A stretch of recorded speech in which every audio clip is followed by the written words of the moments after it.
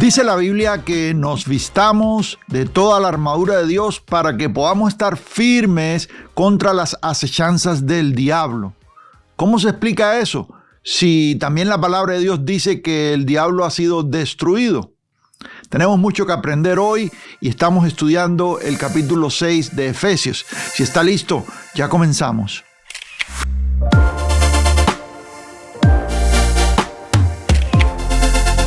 Hoy entramos en el capítulo 6 de Efesios y yo estoy emocionado porque hemos tenido una buena jornada y yo creo que hoy vamos a entrar en algo muy importante que tiene que ver con la armadura de Dios en el cristiano. Cómo funciona esto de la armadura de Dios y vamos a aclarar muchas cosas importantes. Y vamos a comenzar hablando de la conducta entre lo que es padre e hijos. La semana pasada hablamos en el capítulo 5 sobre la conducta dentro de lo que es el matrimonio y cómo Pablo hace esta comparación entre el matrimonio cristiano y la relación de Cristo con la iglesia. Y como le dije anteriormente, el libro de Efesios al principio trata con todo lo que tiene que ver con nuestra posición en Cristo, quiénes somos en Cristo, nuestra identidad en Cristo, qué es lo que el Señor ha hecho por nosotros y dónde estamos nosotros parados ahora en el Evangelio.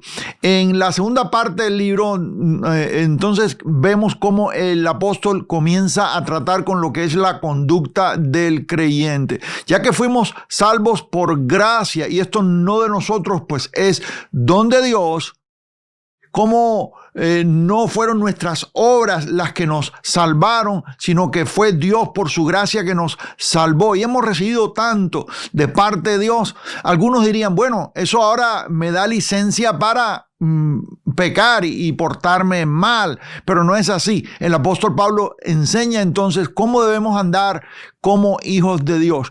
Y como le dije anteriormente, en el capítulo 5 vimos todo lo que tiene que ver con la relación entre esposo y esposa. Esposos, amar a vuestras esposas. Esposas, respetar a vuestros esposos o maridos, como dice la versión que hemos estado usando.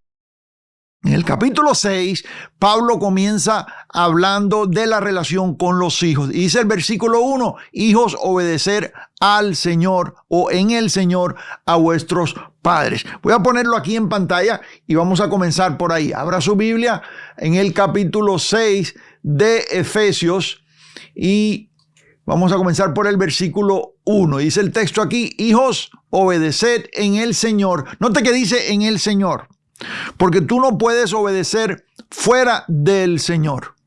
Sí, en el Señor a vuestros padres porque esto es justo.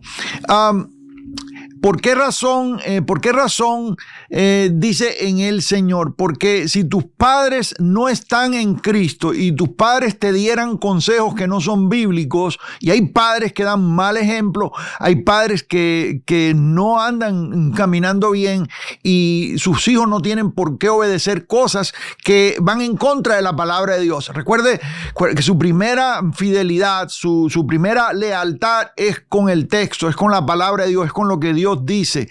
Y si su padre le da un consejo que va en contra de la palabra de Dios, bueno, hay que desecharlo verdaderamente porque usted tiene que obedecer a Dios primero.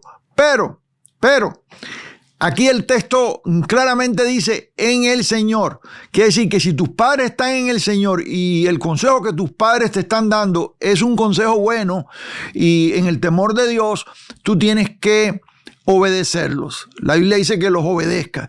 ¿Y por qué razón? Bueno, Pablo se va a la ley. Acuérdense que Pablo siempre está haciendo una comparación entre ley y gracia, ¿sí?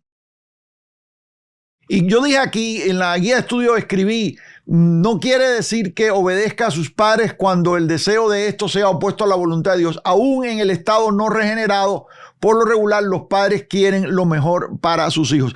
Y es cierto esto, que hay padres que aún sin estar en el Señor son personas rectas, que dan buenos consejos y siempre quieren lo mejor para sus hijos. ¿Sí? Entonces eso hay que tomarlo en cuenta. ¿Sí? Ahora, la regla es en el Señor. Y esto es lo que nos facilita a nosotros saber si el consejo que estamos recibiendo es bíblico o no. Si tu padre te está dando un consejo que es conforme a la voluntad de Dios o no. Todo se tiene que medir por la voluntad de Dios. A partir de ahí, entonces, como le empecé a decir, Pablo se va a la ley y hace mención de la ley. Pablo menciona la ley y hace siempre comparación, y esto es lo que nosotros llamamos ley y gracia. Menciona lo que dice la ley y busca el cumplimiento de eso en la gracia, porque así funciona. La ley nos daba los preceptos, pero la ley nos entregaba a nosotros una visión de la voluntad de Dios en sombras y en símbolos. Apuntaban a algo que habría de venir, pero no estaba claro. Nosotros, cuando estamos ya en el Evangelio, entendemos verdaderamente el propósito de la ley, y eso lo estudiamos claramente en el estudio que hicimos de la epístola del apóstol Pablo a los Gálatas. Entendimos exactamente cuál es el propósito de la ley, y tengo otros videos por ahí en el canal en los cuales hablo sobre la ley, cuál es el propósito de la ley. Pero venida la gracia, como dice en Gálatas, ya no estamos bajo ayo. La ley era un ayo, era un maestro de niños que nos enseñaba, nos decía, esto está bien, esto está mal, no hagas esto. Pero ya estando en la gracia de Dios, ya no estamos bajo ayo, habiendo venido este nuevo pacto, que es mejor, un mejor pacto establecido sobre mejores promesas, como dice en la palabra de Dios ahí en Hebreos.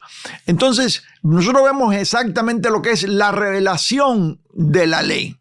La revelación de la ley. Para los que dicen que nosotros somos antiley, no, para nada, no somos antiley. Al contrario, creemos en la ley, porque creemos en el cumplimiento de la ley. Creemos en la razón por la cual la ley fue dada. Ahora podemos entender cuál era la mente de Dios en cuanto a cada uno de esos mandamientos. Y, por ejemplo, aquí en el versículo 2, el texto nos dice aquí, honra a tu padre y a tu madre, que es el primer mandamiento con promesa. Pablo se está yendo a la ley. Ahora lo está diciendo acá, estamos en Cristo, estamos seguros en Cristo, no somos salvos por guardar la ley. Guardando la ley ningún hombre se justificará delante de Dios, dice Romanos. No somos salvos por guardar preceptos o por obras para que nadie se gloríe, como dice el capítulo 2 aquí mismo en esta carta de Efesios. Sin embargo, podemos tomar lo que el texto dice y verlo en la luz correcta. Honra a tu padre y a tu madre, que es el primer mandamiento con promesa, para que te vaya bien y seas de larga vida sobre la tierra.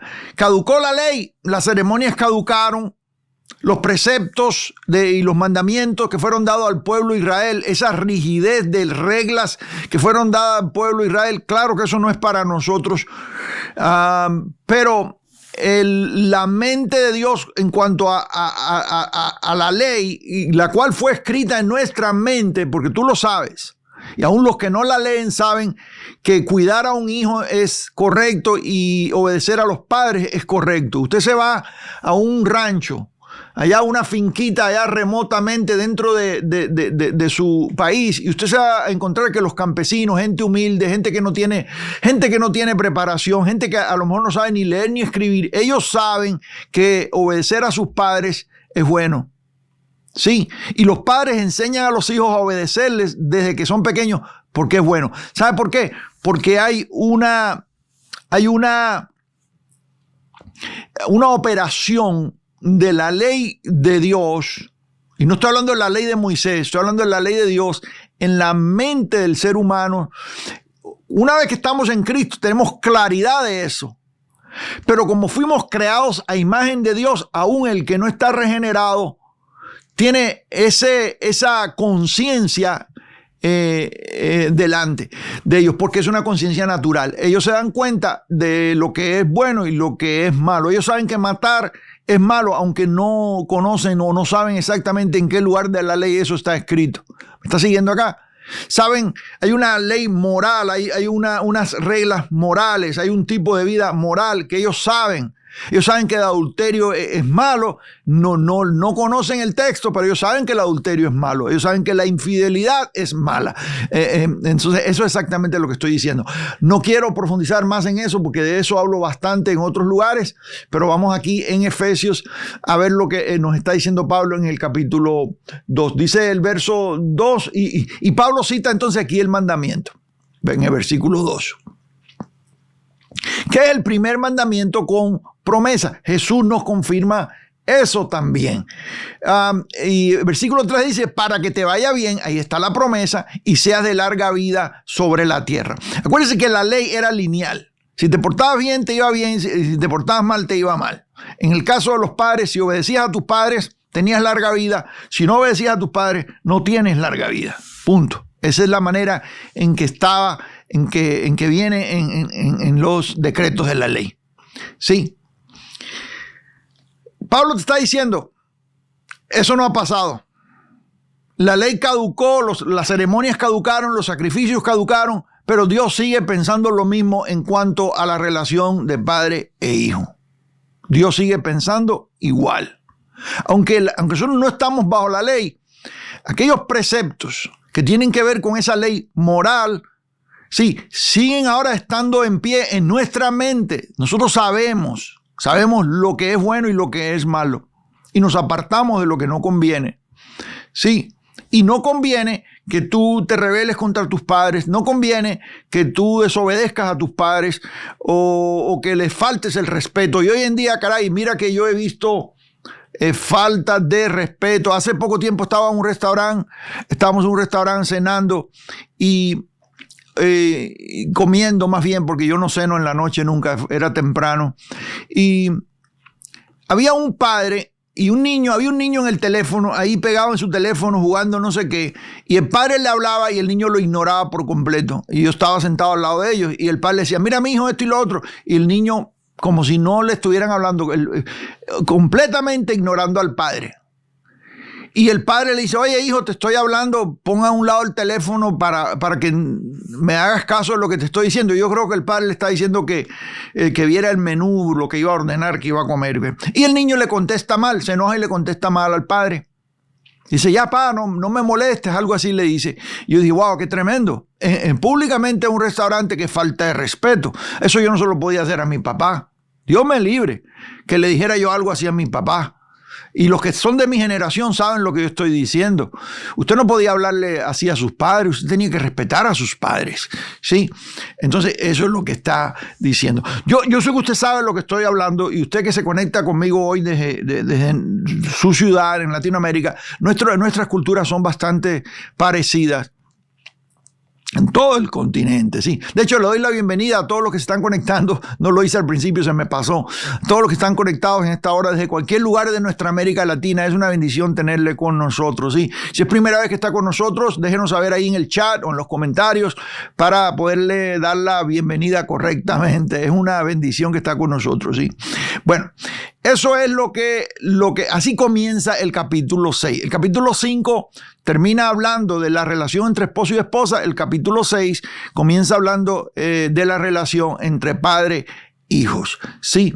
Verso 3, para que te vaya bien y seas de larga vida sobre la tierra. Y esto es un beneficio terrenal. Larga vida sobre la tierra. Yo tengo aquí en la guía de estudio, y si usted no tiene la guía de estudio, yo le voy a invitar que usted la descargue, y es completamente gratis. Ahí le voy a poner ahí en la descripción el enlace. Mucha gente nos pregunta, ¿dónde la descargo? Y siempre digo, ahí está en la descripción, debajo de esta transmisión, ahí en la descripción, ahí usted va a encontrar el enlace. Y cuando usted descarga la guía de estudio, usted tiene acceso a todos los estudios bíblicos anteriores, a toda la serie. Usted puede descargar todas las guías de estudio totalmente gratis, amados. Y usted es miembro de la comunidad y tiene acceso a todos los beneficios de la comunidad, donde nos reunimos para estudiar la palabra de Dios cada semana. Sí, gloria a Jesús. En la guía de estudio, dicho sea de paso, aquí, yo escribo en el versículo 3, escribo esto: la promesa es que al honrar a los padres le irá bien y tendrá usted una larga vida en la tierra. Y aquí está el texto al cual Pablo se está relacionando, el texto en relación, y es Éxodo capítulo 20, verso 12. Dice: honra a tu padre y a tu madre para que tus días se alarguen en la tierra que Jehová tu Dios te da. Luego vemos que Jesús hace referencia a esto. Aquí lo vemos y añade el castigo de no obedecer al mandamiento, y ese era el propósito original del mandamiento. Mateo 15:4 dice: porque Dios mandó diciendo: honra a tu padre y a tu madre, y el que maldiga al padre o a la madre muera irremisiblemente. Esa era la ley, amados. Esa era la ley. Sí. Marcos 7:10 dice: porque Moisés dijo, para que nos quede claro de dónde viene, honra a tu padre y a tu madre, y el que maldiga al padre o a la madre muera irremisiblemente. ¿Qué quiere decir esto? Esto quiere decir, amados, que no, y para los que estamos en gracia, y muchos predicadores de gracia a veces continuamente atacan en la ley sin entender cuál era el propósito de esta. Sí, no estamos bajo la ley, pero el mandamiento, la intención, lo que Dios quería darnos, amados, ese bien está en pie. Tú no estás sujeto a la ley, tú eres salvo por gracia. Yo se lo he dicho repetidas veces. Sí, pero la intención de Dios, cuando Él dio el mandamiento, esa intención está en pie y esa nos la escribe en nuestra mente ahora. ¿Me está siguiendo acá? Cuando tenemos el Espíritu de Dios, nosotros sabemos que faltar el respeto a nuestros padres es malo. Sí. Ahora, no vamos a morir irremisiblemente porque no estamos bajo la ley. Dele gracias a Dios por eso. Porque si fuera así, estuvieran la gente cayéndose muertos a derecha e izquierda, donde quiera que usted va, porque yo veo gente faltando el respeto a sus padres en muchos lugares hoy en día. Se murieran en el momento. Eso no está sucediendo porque en esta economía de la gracia de Dios, Dios ha extendido misericordia y tiene paciencia con el ser humano de una manera muy tremenda, muy tremenda. Sí. Pero el beneficio de larga vida, ¿por qué? Porque una persona que vive con la amargura esa contra los padres, claro que su vida se va a cortar. Usted va a empezar a tener problemas de salud. La gente que vive con esa amargura, mire, amargura de cualquier tipo, acorta tu vida. Naturalmente hablando, usted no tiene que ser muy inteligente para darse cuenta que cuando tú tienes malas relaciones alrededor tuyo, tu vida se acorta. Cuando tú vives con gente, y esto no es limitado a los padres, cuando tú vives con gente a quienes tú no amas, con quien tú tienes problemas, hogares que son disfuncionales, donde hay discordia, donde todo el tiempo hay pleito, donde todo el tiempo hay pelea, la gente se amarga, la gente tiene úlceras y problemas de enfermedades, a veces hasta de la piel por el estrés y cosas que empiezan a pasar y los órganos del cuerpo empiezan a no funcionar bien. Las digestiones no se hacen por causa de los disgustos. ¿Me está siguiendo acá? Cualquier tipo de discordia dentro de la familia causa de que la vida se acorte. Eso lo vemos nosotros y es natural. Ahora, aquí, honra a tu padre y a tu madre, y si no, bueno, esto no vas a tener larga vida. ¿Por qué razón? Porque tu amargura te va a matar antes de tiempo. ¿Usted puede entender eso, amados? Eso es fácil de entender. Sí. Y entonces aquí vemos en el versículo que sigue, vamos a la Biblia, vamos al texto, y yo estoy leyendo en la Reina Valera 1960. Y vosotros padres, verso 4, no provoquéis, note la palabra provoquéis, a ira a vuestros hijos. No provoquéis a ira a vuestros hijos. Pablo advierte a los padres que no provoquen a ira a sus hijos. Como padres, nosotros necesitamos la sabiduría cuando hablamos con nuestros hijos.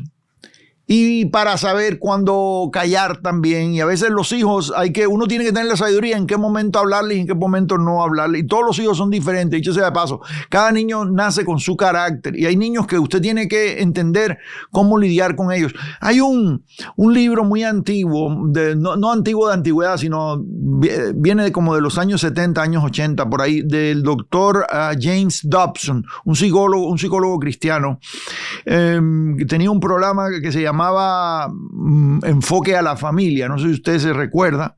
Yo creo que este programa lo han traducido al español para Latinoamérica. Aquí originalmente en Estados Unidos, así en inglés, se llamaba Focus on the Family. Y el doctor James Dobson hizo un libro que se llamaba El niño de voluntad fuerte. Yo creo que se traduciría así, ¿no? ¿Verdad? The Strong Willed Child. El niño de voluntad fuerte. Yo creo que se traduciría algo así. Y él habla ahí del niño que es duro, que es terco, que tiene una voluntad fuerte. Y cómo lidiar con ese niño. Y cuando uno le va en contra, cuando uno le va directamente en contra, hay rechazo. Y hay niños que son duros y usted no puede romperle como decíamos allá en la finca, no se le puede romper el brío al caballo. Tienes que domar al caballo, pero no romperle su espíritu. No puedes quebrar su espíritu, el caballo tiene que quedar con ese brío. Y hay padres que corrigiendo y disciplinando le rompen ese espíritu al hijo. Llega un momento que los doblan de tal manera que entra inseguridad en ellos. A veces que los hijos le tienen miedo a los padres en lugar de respeto. Y eso es un problema muy tremendo. Tú no quieres que los hijos te tengan miedo, que cuando te vean se pongan nerviosos y se estresen todo, o que tengan ansiedad porque tú vas a llegar a casa y posiblemente los vas a regañar, que en algunos lugares de nuestra América Latina la palabra sería maltratar, porque hay padres que en el nombre de la disciplina maltratan a sus hijos, y eso no es bíblico. Eso no es bíblico. Yo recuerdo hace años atrás que en las librerías cristianas te vendían una tabla y ponían ahí, en la tabla ponían ahí la vara de la corrección. Le ponían a la tabla. Mal usando el texto, amados. Y hay gente que en la librería cristiana compraba esa tablita para cuando los niños se portaban mal, pegarles con la tabla, porque era la vara de la corrección. Mal usando un texto bíblico. La Biblia dice que la vara es para las espaldas del impío, dice el texto. Pero Dios en ningún momento te dijo que golpearas a tus hijos. Y hay gente que desde los púlpitos enseñan que la disciplina es golpear y eso es maltrato. ¿Me está siguiendo acá? Yo estoy en contra de eso, amados. No tenemos que golpear. Sí, hay mucha manera bíblica y correcta y psicológicamente saludable en que podemos enseñar a nuestros hijos el bien. Sí, pero hay niños que son duros, son difíciles. Y cada uno, mis hijos, por ejemplo, los tres son diferentes. Cada uno es diferente. Cada uno es diferente. Y yo tuve que aprender a cómo lidiar con cada uno de ellos. Porque la manera en que yo le decía a uno de ellos que hiciera algo no es la misma manera que se lo podía decir al otro, porque ellos lo asimilaban de manera diferente. Y cuando los iba a corregir en algo, la manera en que los corregía no era igual. A unos tenía que sentarme con ellos, hablar con ellos, a otros tenía que hablarles un poquito más fuerte porque reaccionaban de manera diferente. Sí, a veces tenía que entender lo que ellos estaban pensando y ver cómo lo estaban pensando para yo venir y darle la vuelta y poder lograr lo que quería. ¿Cuál era el objetivo mío? ¿Qué era lo que quería yo lograr en ellos? Y me costaba trabajo. Sí, no, escuche bien, uno no nace sabiendo. Y esto es algo tremendo. Uno se casa, empieza a tener hijos y no hay un manual. La Biblia nos enseña bastante. Usted lee los proverbios y usted aprende bastante en cuanto a la crianza. Eclesiastés, usted aprende y las epístolas. Usted aprende en cuanto a la crianza bastante, pero muchos de nosotros nos casamos y no teníamos toda la ciencia. Y cometimos errores, especialmente con el primer hijo, ¿no? Cometimos errores y vamos aprendiendo. Sí, eso no quiere decir que usted sea el padre perfecto, pero usted tiene que tratar de buscar la manera de cómo, cuando vaya a corregir a sus hijos, hacerlo de una manera en que no los provoque a ira. Porque si el hijo es provocado a ira, se resiente. Ahí vienen los resentimientos. vienen las amarguras. Hay hijos que no pueden ver a los padres. Yo he visto hijos de pastores que odian y detestan estar ahí en la iglesia con sus padres. Y en el momento que tienen 18 años de edad, se van de la iglesia y nunca quieren saber más nada. Sí, y es por la manera en que los corrigieron, es la dureza con que los trataron. Los padres los ponían de ejemplo, porque tú eres el hijo del pastor, tú tienes que poner el ejemplo. Es una cosa muy terrible. Nunca le dije yo a mis hijos eso cuando estábamos en los años de pastorado. Yo nunca le dije a mis hijos, tú eres el hijo del pastor y tienes que poner el ejemplo. Para nada. Ellos son niños y tienen que ser niños. Y tienen que moverse y operar y comportarse como niños. Entonces a veces como ministros podemos amargarlos y hay un problema muy grave en eso. Sí, acá en el texto dice aquí, no provoquéis a ira a vuestros hijos, sino criadlos en disciplina y amonestación del Señor. Disciplina no necesariamente significa castigo. Esto envuelve corrección por medio de la enseñanza. Nosotros tenemos una mentalidad de castigo, especialmente en nuestros pueblos, en Latinoamérica. Yo lo veo más. Una mentalidad de castigo, de que el hijo hace algo, tienes que pagar por eso. No hay gracia en la manera en que criamos a los hijos. Es pura ley. Sí, no, rompiste esto, tienes que pagar. Y los hijos crecen con esa mentalidad de que como sus padres los castigan cada vez que ellos hacen algo, entonces ellos así ven a Dios y dicen, no, porque cada vez que yo me porte mal, Dios me va a castigar. Y siempre están con esa expectación de castigo. Por eso es que cuando son adultos les cuesta tanto trabajo aceptar, entender la gracia de Dios. Usted puede criar a sus hijos en gracia. Claro que hay corrección. Corrección por medio de enseñanza. Tú no puedes castigar a tu hijo por algo que tú no le enseñaste. Y a veces estamos castigando a nuestros hijos por cosas que nosotros no le enseñamos. Y ellos ven venir ven venir el castigo y a veces ni saben por qué están siendo castigados. ¿Me estás siguiendo acá? Entonces tú necesitas primero enseñar. Órale a Dios, que Dios le dé sabiduría para ser maestro con sus hijos. Si usted entiende lo que estoy diciendo, dígamelo ahí en los comentarios, en el chat. Déjeme saber, dígame, mire, ¿tiene razón o no tiene razón? Yo con mis hijos, diga, ¿cómo cría usted a sus hijos? ¿Cómo los corrige usted? ¿Qué es lo que usted hace con ellos cuando se portan mal? Déjeme saber ahí en los comentarios. A mí me interesa ver su opinión. Déjeme saber de qué país es usted y cómo funciona en su país, para nosotros tener un entendimiento más claro de cómo se mueve esto en toda nuestra América. ¿Sí? Verso 5 dice, siervos, y aquí se va a los siervos. Ya terminó con los hijos, ahora se va a los siervos. Se da cuenta que como Pablo dando consejo, comienza con el matrimonio. El matrimonio es el núcleo, es el centro de la sociedad, amado, la familia.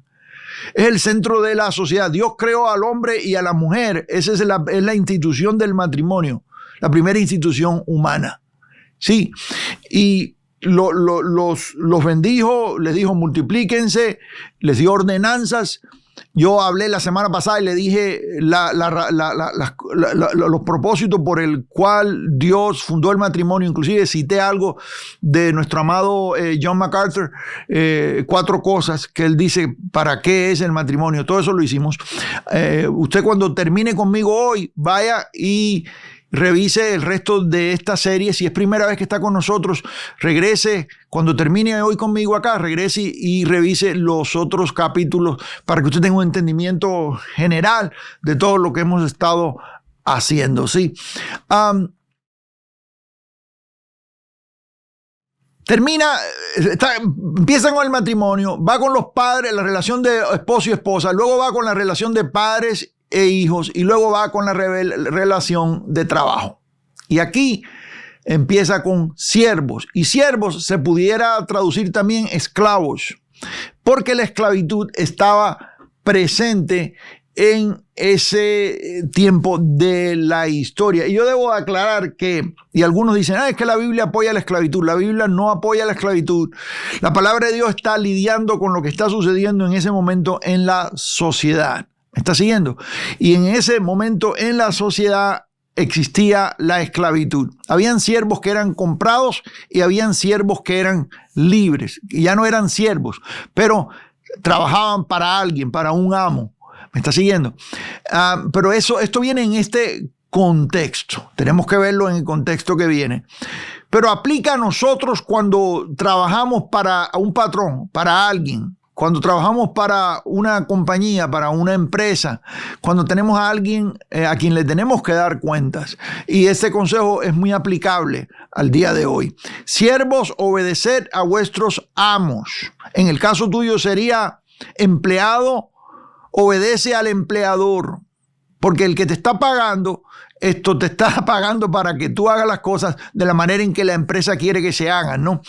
Siervos, obedeced a vuestros amos terrenales, ahí está específicamente escrito lo que tiene que ver con lo que pasa en la tierra, con lo que pasa hoy. Esto no tiene que ver con la eternidad. Esto es conducta para el día de hoy.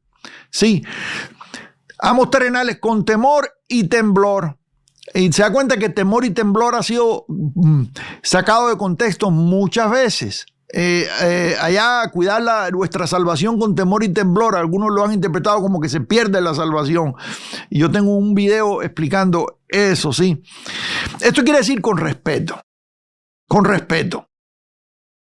Con sencillez. Y ya hablé de sencillez en capítulos anteriores. Hablé de lo que significa la sencillez en la vida del cristiano.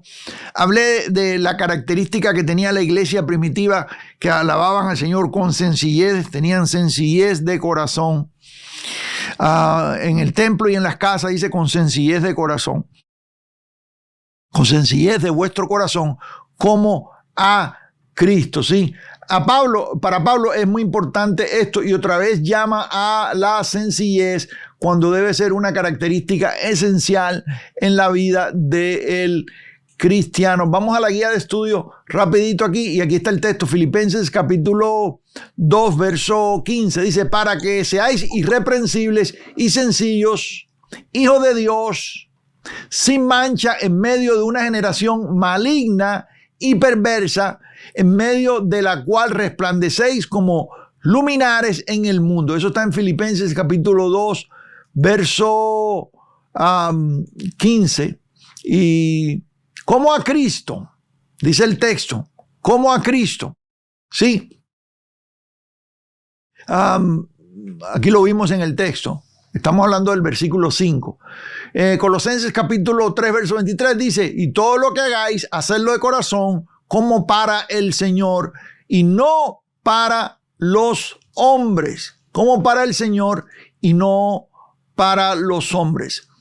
Cuando tú trabajas, y esa es la mejor manera, y esta es la manera en que a ti te va a ir bien en tu centro de trabajo. Tú haces lo que tienes que hacer como que lo haces como que el Señor te está viendo. Todo lo que hacerlo como para el Señor, como que el Señor te está viendo. Si te vienes al texto aquí en el versículo 6, vamos al texto. Dice, no, y esta es la continuación, no sirviendo al ojo, como los que quieren agradar a los hombres. Y usted se da cuenta en su trabajo que hay gente que cuando el patrón está presente, cuando el gerente o el manager, no sé cómo le digan en su país, acá le dicen, en México le dicen patrón, que es el jefe. No sé, dígame cómo se dice en su país, la persona que está a cargo, quien está por encima de usted. Aquí en inglés le dicen foreman. Cuando está presente y está viéndolo, usted se porta bien, ¿verdad que sí o no? Y se hace como que está ocupado. Sí, ese es un problema de los trabajos que pagan por hora, cuando le pagan a la persona por hora y no por productividad. Cuando le pagan por hora, las personas están viendo el reloj esperando que llegue a las 4 de la tarde para irse a la casa, o a las 5 de la tarde, cuando sea la hora que termina. Y están haciéndose como que trabajan, y cuando los están viendo, se hacen como que están trabajando, y cuando no los están viendo, pues ahí se van a Facebook, ¿cierto? Eso es un problema que hay hoy en día, las redes sociales, que la gente en horas de trabajo están metidos en las redes sociales. Hay gente que se la pasa en las redes sociales y usted dice, esta gente no trabaja. No, es que en el tiempo de trabajo, cuando el patrón se voltea y mira para otra parte, ellos se meten en las redes sociales, tristemente. Eso es una manera de robar, porque usted le están pagando para que trabaje. y usted se la pasa ahí en el trabajo metido con su telefonito aquí en la cara en lugar de estar trabajando. Y como hijos de Dios y como creyentes, seguidores de Jesús, tenemos que dar buen ejemplo en esto, amados. Trabajar cuando nos están viendo y cuando no nos están viendo. ¿Por qué? Dice el texto del verso 6, no sirviendo al ojo, como los que quieren agradar a los hombres. No sirviendo al ojo. Dicen por ahí hay un dicho muy antiguo que dice, el ojo del amo engorda al caballo. Así dicen. Sí, no sé si usted conoce ese dicho o cómo lo dicen en su país. El ojo del amo engorda al caballo. Quiere decir que el amo tiene que estar ahí vigilando.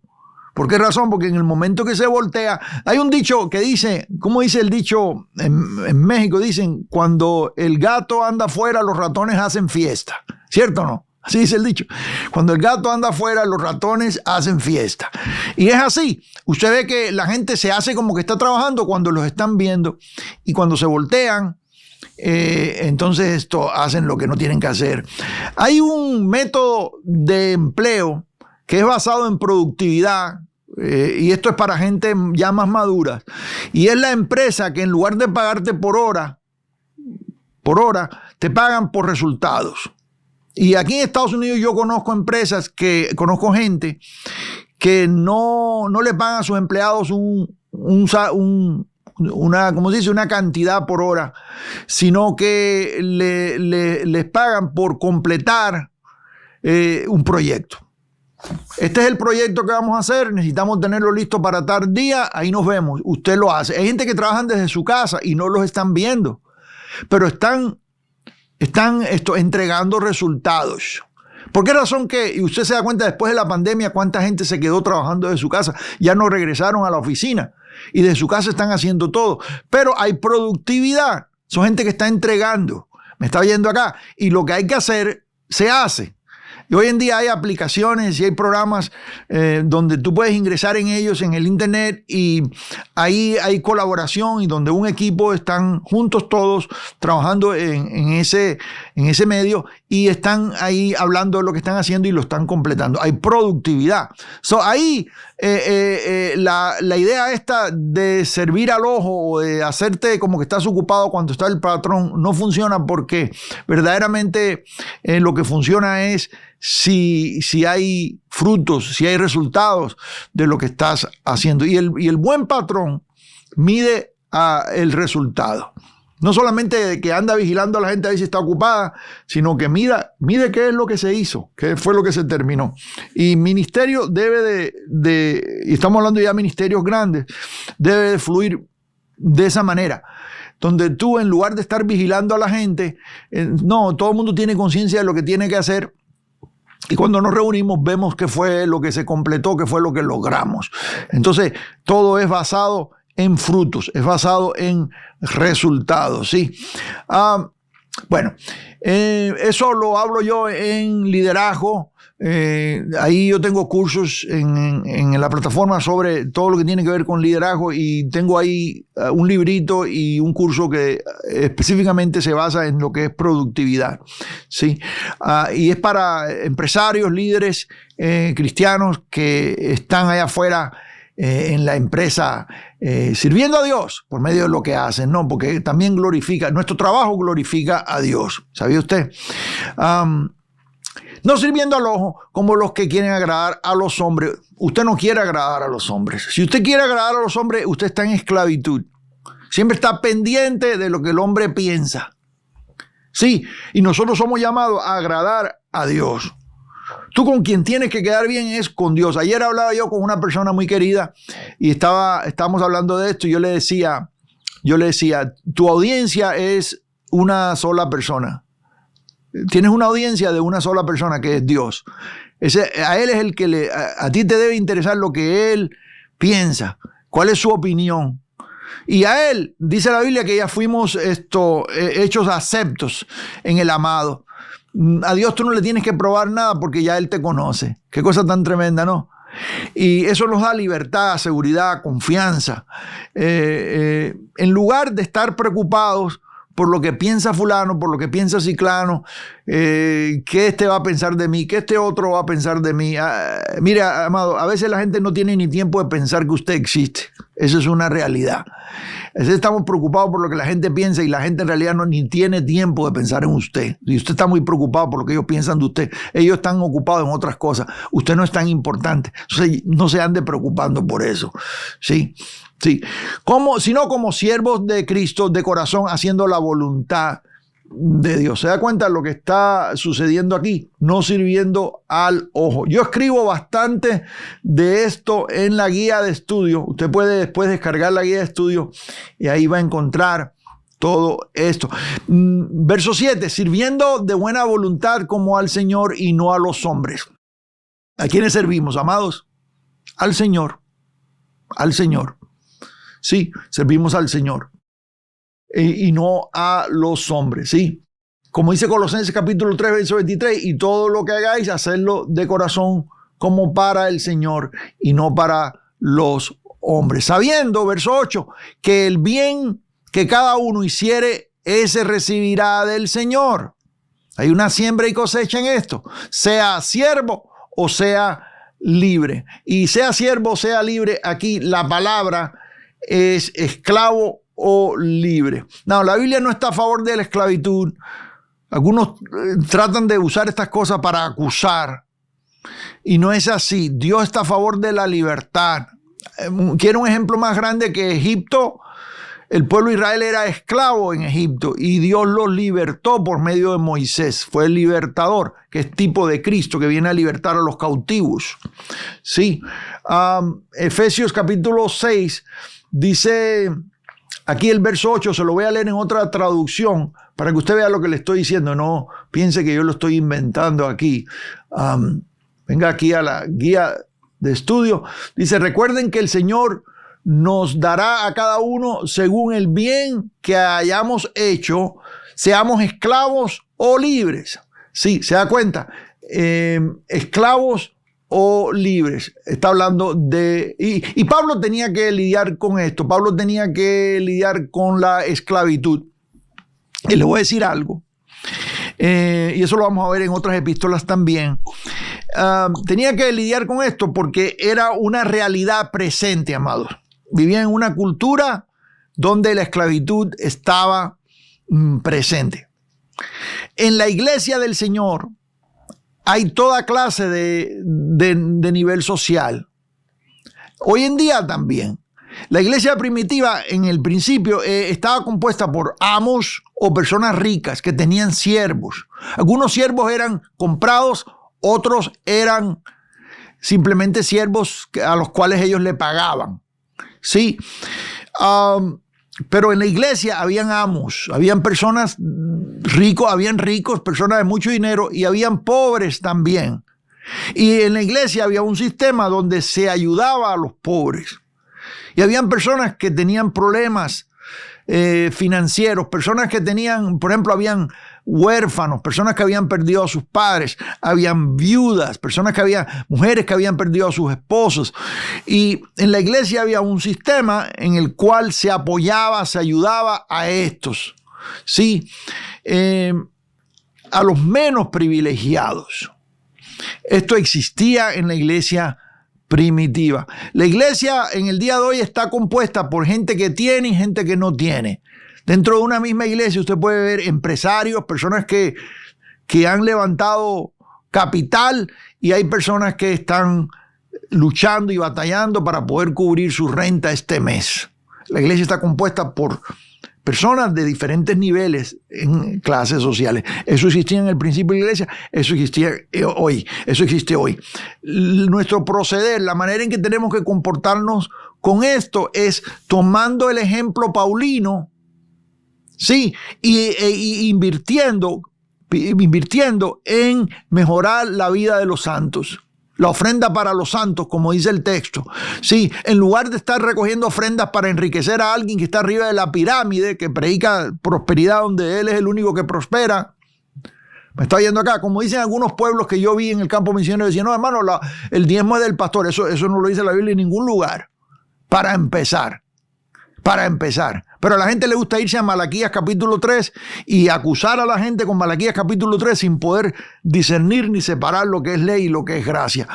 Sin entender lo que es y cómo funciona la generosidad en el nuevo pacto. Yo tengo un librito por ahí que se llama Finanzas de la Iglesia en el Nuevo Pacto. Usted debería de descargarlo, es totalmente gratis. Y yo hablo de cómo funciona. Y era una prioridad en la iglesia primitiva cuidar a las viudas, cuidar a los desamparados, cuidar a los pobres, cuidar a los huérfanos, y recogían ofrenda para los santos, para cuidar a los que tenían necesidad. ¿Me está viendo acá? Y ese debe ser el ejemplo que nosotros tenemos que tomar hoy en día. La gente hoy en día está más preocupada en recoger dinero para hacer un templo más grande o más lujoso, en lugar de cuidar las necesidades de alguna gente. Y a veces andan saqueando a los pobres y diciéndole a los pobres: si tú das lo poco que tienes, Dios te va a dar esto y te va a dar lo otro, y dando promesas que no están en el texto.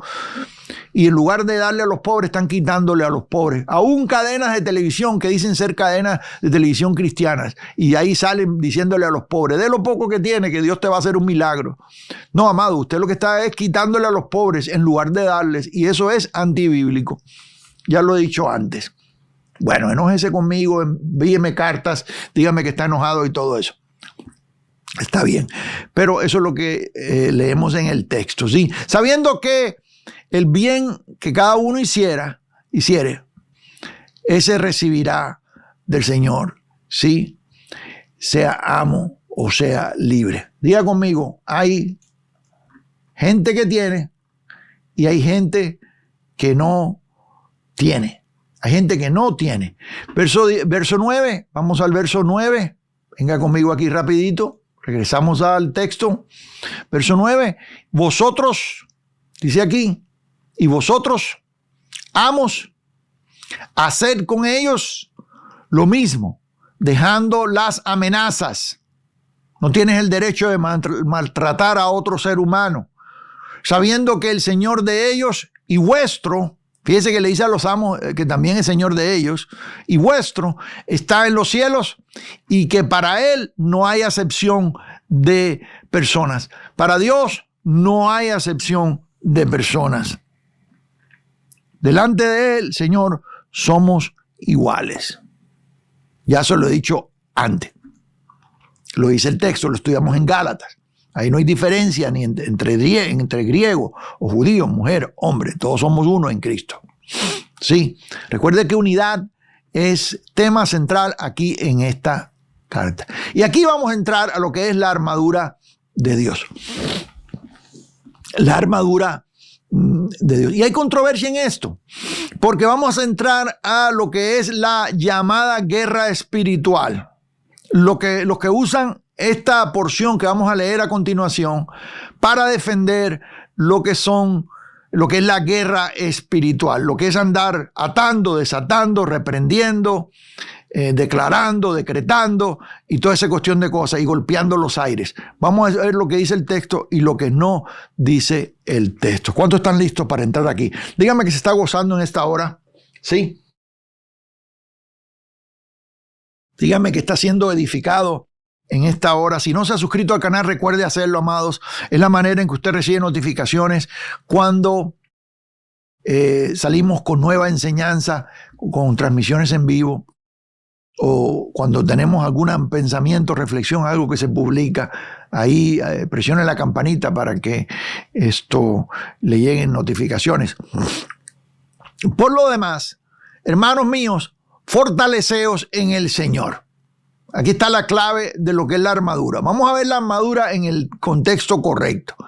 Fortaleceos en el Señor. Fortaleceos. Usted tiene que fortalecerse. Es un mandato, es un consejo. No puede estar débil, porque en la vida te van a venir ataques. Y le voy a decir de dónde vienen. En la vida van a venir retos.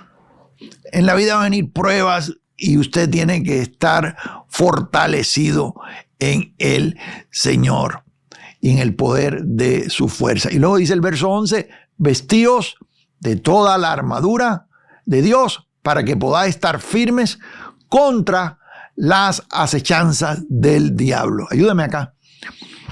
contra las acechanzas del diablo. Vamos a leerlo despacio, vamos a ver lo que el texto está diciendo y lo que no está diciendo, ¿sí? Porque esto es sacado de contexto, mucho.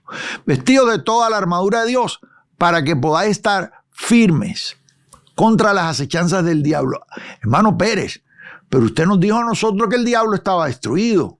Usted nos dijo a nosotros que Cristo venció sobre el diablo. ¿Cómo es que ahora dice el texto aquí contra las acechanzas del diablo?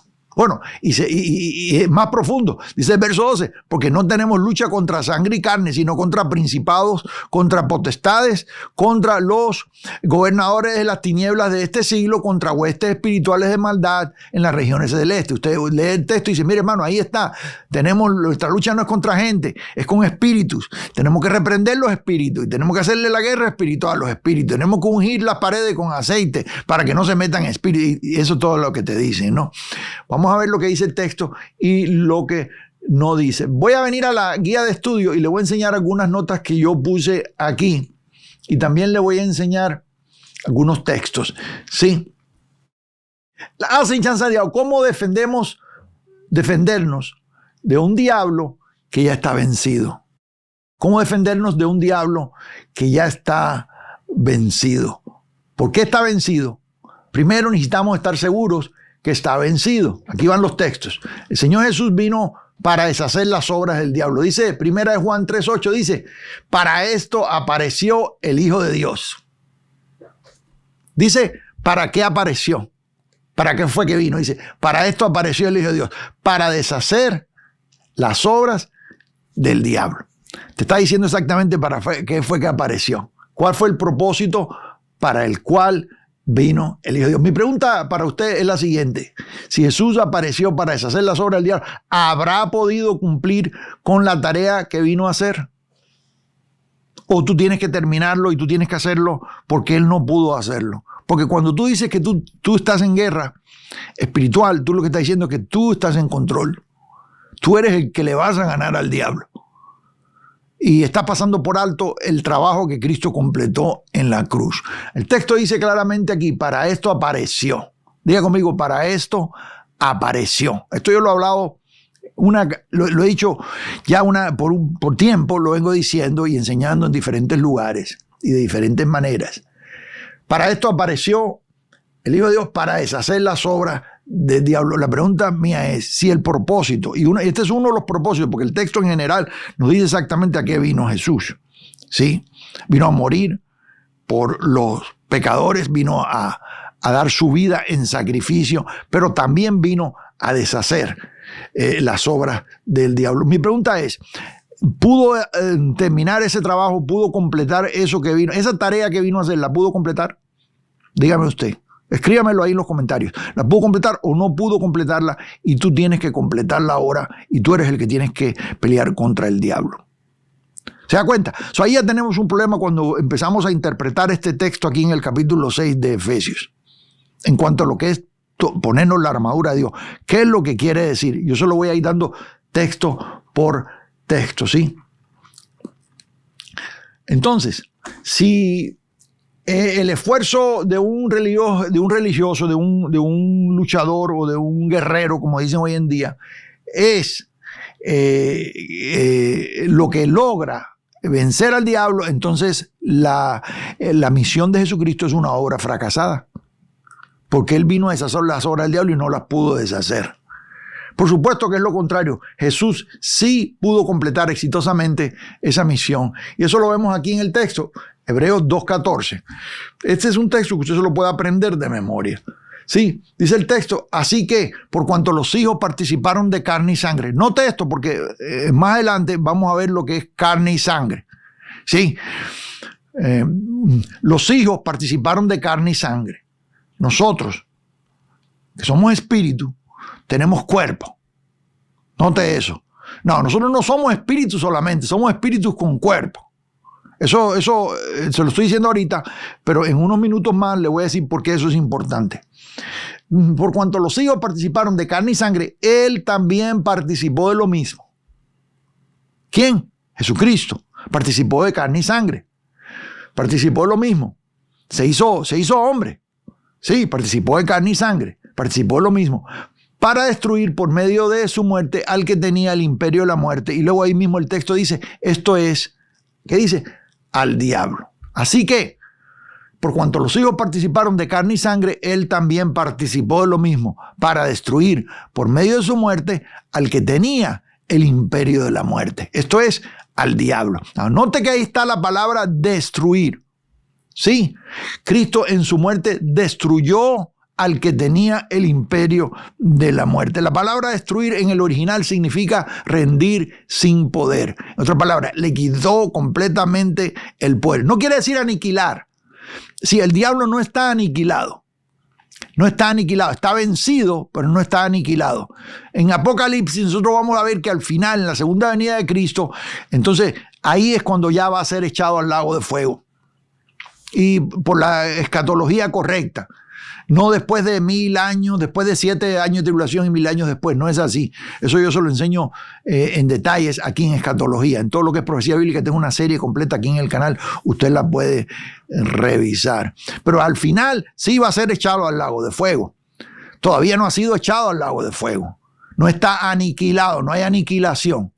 No podemos caer en ese error, ¿verdad? Pero sí está vencido. Sí, sí está vencido. Jesús lo había dicho en los días de su carne. Juan 12:31 dice, ahora es el juicio de este mundo, ahora el príncipe de este mundo será echado fuera. Jesús está diciendo que en sus días el príncipe de este mundo sería echado fuera. Ya lo estaba diciendo, sí. Entonces, la destrucción del diablo fue un evento que ocurrió en aquellos días. ¿Cuándo exactamente? Bueno, ya Hebreos 2:14 nos dijo que fue en su muerte. Sí, el sacrificio de Cristo en la cruz fue suficiente para destruir al diablo. Vamos a ver otro texto y es Colosenses. Dice, y despojando a los principados. No, note esto, y esto es importante porque aquí en Efesios capítulo 6 vemos la palabra principados y potestades. Y no hay una contradicción. La Biblia no se contradice. Sí, vamos a ir al texto para que usted lo vea aquí. Y usted entiende exactamente qué es lo que estoy diciendo, ¿sí? Aquí en el texto. Dice aquí, vestido de toda la armadura de Dios para que podáis estar firmes contra las acechanzas del diablo. No, ahora le voy a decir cómo operan esas acechanzas del diablo, aunque el diablo está atado o está vencido. Porque no tenemos lucha contra sangre y carne, dice aquí sangre y carne, sino contra principados, potestades, gobernadores de las tinieblas. Quiere decir que el texto te está diciendo a ti, sí, que nuestra lucha, si usted lo toma en la superficie y lo interpreta de esa manera, usted va a decir, bueno, mi lucha no es contra gente, es contra principados, potestades y gobernadores de las tinieblas. Son cosas que están en los aires, contra espíritus, ¿verdad? Eso es lo que usted piensa enseguida, inmediatamente. Vamos al texto acá un poco más. Jesús dice aquí, Pablo dice aquí en Colosenses capítulo 2, verso 15, hablando de Jesús, dice, y despojando a los principados y a las potestades, los exhibió públicamente, triunfando sobre ellos en la cruz. El texto te dice que ya Cristo triunfó sobre los principados y las potestades. La pregunta es, si Cristo triunfó sobre los principados y las potestades, entonces, ¿por qué me está diciendo a mí Efesios capítulo 6 que yo tengo lucha con principados y potestades? Si ya Cristo lo venció, ¿por qué voy a tener lucha? ¿Por qué tengo que luchar contra algo que ya está vencido? ¿Verdad? No le viene esa pregunta. ¿Por qué? Sí, bueno, tenemos que ver dónde está la operación del diablo después de la cruz. El diablo fue vencido. Sí, Jesús triunfó sobre las potestades de los principados. Sí, ya esto yo se lo he dicho antes, se lo dije en el capítulo 2 de Efesios, ya lo estudiamos, allá lo estudio en detalle, usted se puede regresar y verlo allá en detalle, nomás lo voy a mencionar brevemente aquí. Efesios capítulo 2, verso 2 dice, conforme al príncipe de la potestad del aire, el espíritu que ahora opera en los hijos de desobediencia. Después de la cruz, la influencia del diablo está en los hijos de desobediencia. El diablo fue destruido, fue rendido sin poder. Fue echado fuera, como dijo Jesús ahí en Juan. El diablo ha sido vencido. ¿Me está siguiendo acá? Sin embargo, hay una operación del maligno en esta tierra en que estamos viviendo, y esa operación es por medio de los hijos de desobediencia. Hay hijos del diablo, hay religiosos que son hijos del diablo. Jesús le dijo a los fariseos: vosotros sois de vuestro padre el diablo. Sí, hay gente que son hijos del diablo y están haciendo ese trabajo hoy en día. Usted tiene lucha porque hay gente que promueve todo lo que es tinieblas y oscuridad en esta tierra. Y esta gente le va a mandar a usted y le va a enviar dardos de fuego. Y vamos a entrar a ver lo que son los dardos de fuego. ¿Cómo nos ponemos entonces la armadura de Dios? ¿Cómo nos ponemos la armadura de Dios? Vamos a regresar al texto y vamos a ver lo que está diciendo y lo que no está diciendo. ¿Cuántos tienen entendimiento hoy en día, amados?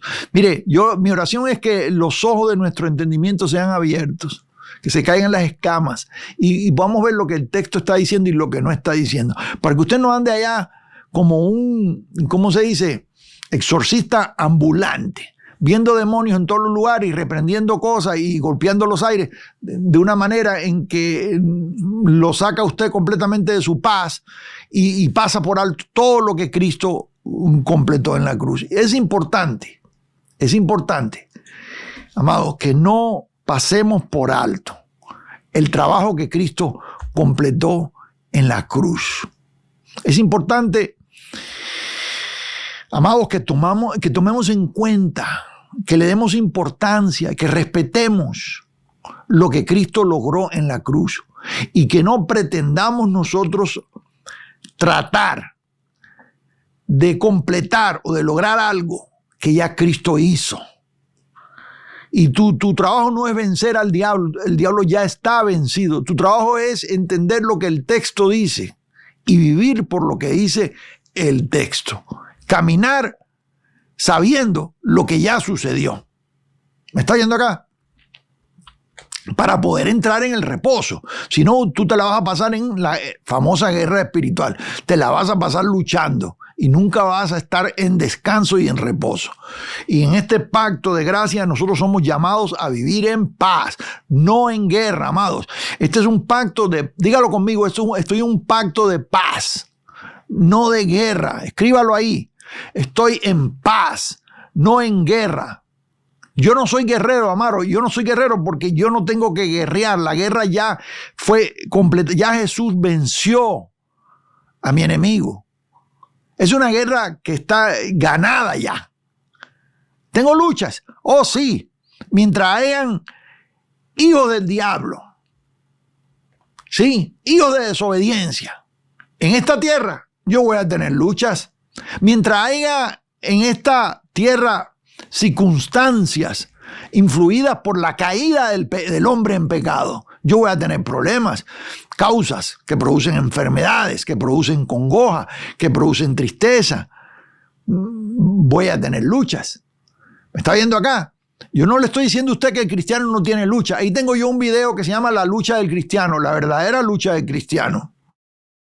Pero no es estar golpeando los aires. Vamos al texto, aquí dice: porque no tenemos lucha contra sangre y carne, sino contra principados, contra potestades, contra los gobernadores de las tinieblas. Miren lo que dice aquí: de este siglo, lo subrayé aquí. Diga conmigo, de este siglo. ¿Qué quiere decir? ¿Qué quiere decir de este siglo? Sí, bueno, la gente por lo regular toma este texto y dice: nuestra lucha es contra principados y potestades. No es contra sangre y carne, no es contra personas, es contra principados y contra potestades y bueno, de las tinieblas. Mi lucha es contra cosas que están en los aires. Eso es lo que piensan inmediatamente. ¿Verdad que sí o no? Mire, vamos a las notas que tengo en la guía de estudio. Vamos a ir desmenuzando esto pedacito por pedacito. Sí, verso 12. Y es el que más le gusta a los guerreros, para sacarlo de contexto. No tenemos lucha contra sangre y carne, sino contra principados, contra potestades, contra los gobernadores de las tinieblas de este siglo, contra huestes espirituales de maldad en las regiones celestes. Vamos a desmenuzar esto. Sí, es nuestra lucha con demonios. ¿No había ya Jesús vencido a la potestad, como leímos en Colosenses 2:15? Bueno, vamos a ver lo que es. Primero, carne y sangre, ¿qué es? Al decir el texto que no tenemos lucha contra sangre y carne, nosotros automáticamente pensamos que no tenemos lucha con humanos, porque interpretamos carne y sangre como humanos y deducimos que entonces la lucha es con espíritus. Sin embargo, nosotros que somos humanos, no somos engendrados de carne y sangre. Dice Juan, capítulo 1, verso 13. Nosotros somos humanos, pero no somos engendrados de sangre y carne. Automáticamente el texto te está diciendo que nosotros somos más que sangre y carne. Y yo se lo dije anteriormente, nosotros somos espíritu que participamos de carne y sangre, como dice Hebreos capítulo 2, verso 14. Somos espíritu que participamos de carne, los hijos, como los hijos participaron de carne y sangre. Que Jesucristo, Él también participó de lo mismo. Pero nosotros no somos solamente sangre y carne. ¿Me está siguiendo acá? Somos espíritu. Somos una persona. Sí, espíritu que participa de carne y sangre. En otras palabras, somos espíritus que participamos de carne y sangre. Principados, potestades, gobernadores de este siglo. Diga conmigo, de este siglo. Príncipes de este siglo son personas que perecen, no son espíritus volando. Se lo voy a explicar. Venga a 1 Corintios capítulo 2, verso 6 conmigo y dice el texto: sin embargo, hablamos sabiduría entre los que han alcanzado madurez, y sabiduría no de este siglo, ni de los príncipes de este siglo que perecen. El texto no está diciendo a mí ahí me está diciendo el texto que príncipes de este siglo son gente que se muere. Son personas. No son espíritus volando en los aires, príncipes de este siglo. Ahí lo dice el texto. Que perecen. Diga conmigo, los príncipes de este siglo perecen. Si los príncipes de este siglo perecen, entonces cuando a mí me está diciendo el capítulo 6 de Efesios, que no tenemos lucha contra sangre y pan, sino contra principados y potestades, me está diciendo a mí que esos principados y potestades perecen. ¿Por qué razón? Porque el mismo texto me está diciendo ahí que son gobernadores de las tinieblas de este siglo. Diga conmigo, de este siglo. Hay potestades, hay personas en lugares políticos, en posiciones de autoridad, y son príncipes, pero son de este siglo, se mueren, ejercen poder, algunos son corruptos. Tenemos lucha contra eso, contra esa corrupción y contra esa pudrición. ¿Sí? Se lo voy a dar un poco más. Jesús fue crucificado por príncipes de este siglo. Si usted cree que príncipes de este siglo son espíritus volando, le tengo esta noticia. La gente que crucificó a Jesús eran príncipes de este siglo. Jesús no fue crucificado por demonios o por espíritus volando. ¿Por quién fue crucificado? Por los romanos, ¿verdad? Eran gente, eran soldados. Sí, príncipes de este siglo. Dice ahí el texto. 1 Corintios capítulo 2, versos 7 y 8 dice: mas hablamos sabiduría de Dios en misterio. La sabiduría oculta, la cual Dios predestinó antes de los siglos para nuestra gloria. La que ninguno de los príncipes de este siglo, note otra vez que dice de este siglo, conoció, porque si la hubieran conocido, nunca habrían crucificado al Señor de gloria. ¿Quiénes crucificaron al Señor de gloria? No fueron espíritus invisibles, fueron los romanos. La Biblia le llama príncipes de este siglo. Y los romanos no solamente, fueron los romanos influidos por los religiosos, que fueron los que lo entregaron. Son quienes, los ejecutores, la mano ejecutora, quienes verdaderamente lo subieron y lo clavaron en la cruz. Esos fueron los romanos. Pero la influencia ya venía desde antes. ¿Me está siguiendo acá? Y fueron los religiosos quienes participaron en eso. Esa gente son príncipes de este siglo que perecen. Entonces escríbalo ahí conmigo. Los príncipes de este siglo perecen. Escríbalo. Los príncipes de este siglo son gente. Mi lucha es con gente que participó de carne y sangre. Son personas que son espíritus, porque todos somos espíritus, pero somos personas. Todos somos espíritus que tenemos cuerpo. Sí, y alma. Pero somos espíritu, pero tenemos cuerpo y alma, somos gente. Nuestra lucha, el espíritu que ahora opera, capítulo 2, verso 2 de Efesios, en los hijos de desobediencia. De ahí vienen los ataques. En otras palabras, el trabajo, porque lo pueda entender de esta manera, el trabajo del maligno es por medio de gente. Son cosas invisibles volando, son gente. Él tiene suficiente gente como para estarte molestando y haciéndote la vida cuadritos, como dicen por acá, todo el tiempo. Hay gente que son dirigidas, tienen el chip, en otras palabras. Entienda lo que estoy diciendo figuradamente. Ya están programados. Tienen el espíritu de su padre, el diablo. Son hijos del diablo. Y ellos van a hacer su trabajo. ¿Qué más? Este mundo caído por causa de lo que el maligno hizo ahí en el Edén. Cómo engañó a Adán y a Eva. Y introdujo eso al pecado en el mundo. Por causa de ese trabajo del maligno, ese pecado, ese mal, esa oscuridad, esas tinieblas que están en este mundo, ya son suficientes para hacerte a ti la lucha. No es que el diablo se levante y venga a atacarte personalmente, porque para empezar, ni aún antes de la cruz el diablo podía hacer eso, porque el diablo es un ángel creado, él no podía estar en dos lugares a la vez. Cuando hay gente que dice se me apareció el diablo y el otro dice me atacó el diablo, mire, usted se cree mucho, se cree demasiado.